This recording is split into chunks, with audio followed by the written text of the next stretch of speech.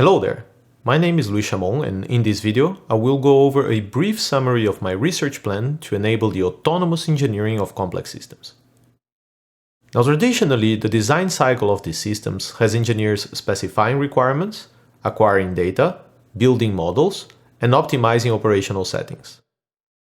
But this process is becoming increasingly intricate and costly as modern systems grow in scale and complexity. Learning has the power to overcome this challenge by automating parts of this cycle and taking us from data to operation with little to no human intervention. Instead, however, the current learning paradigm of minimizing costs has brought about prejudiced systems prone to tampering and unsafe behaviors that go from near-perfect performance in the lab to failing in real settings. Going back to the engineering cycle, it is clear what we are missing: requirements.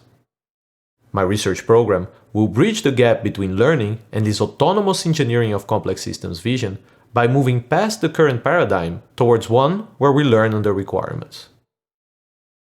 Now, just as learning is often formulated as an optimization problem, so is learning under requirements, although now with constraints. While this may seem like a small distinction, it is actually a major source of complexity. Even linear regression can be made NP-hard by a single sparsity constraint, requiring us to exploit additional structure to find approximate solutions. To overcome this intractability, I rely on a key technical discovery. Infinite-dimensional non-convex optimization manifests the duality properties of convex optimization.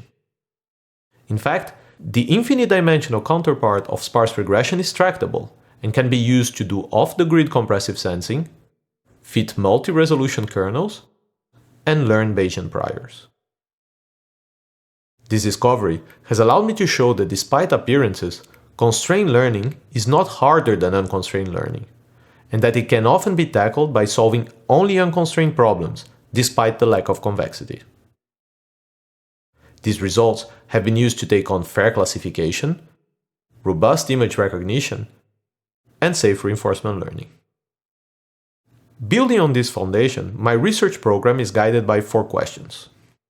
First, when is it possible to learn under requirements? While we have made promising strides toward an answer, constrained learning theory still needs to, among other things, be pushed to more general learning models and tasks. This theory can then be used to shed light on the complexity of, for example, minimax learning problems that are often used in the context of robustness and adversarial training.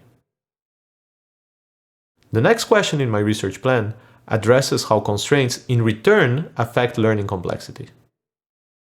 Whereas constraints should improve sample complexity by reducing the hypothesis set, current results suggest that these gains are offset by the fact that these constraints are imposed using data.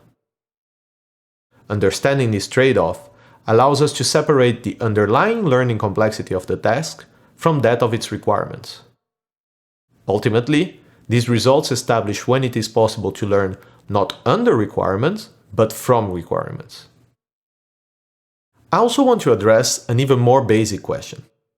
Which requirements should be used in the first place and how to specify them?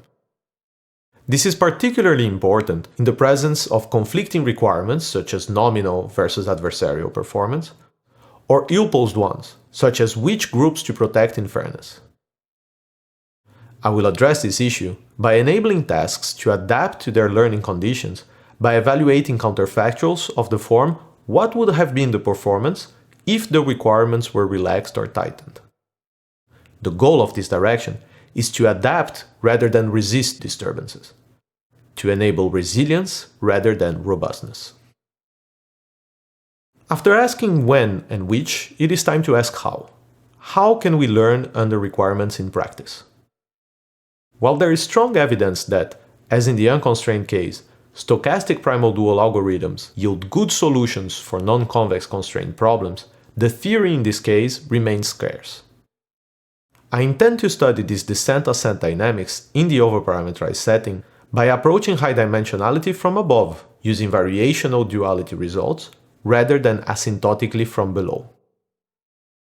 Ultimately, this research program makes my autonomous engineering vision a reality by shifting from the current objective-centric paradigm to a constraint-driven learning one that enables learning both under requirements and from requirements. This synergistic exploitation of constraints is the basis for systems that can learn to learn under requirements and show how constrained learning can be the driving force behind autonomy. You can find more information on this plan in my research statement, as well as on my application website.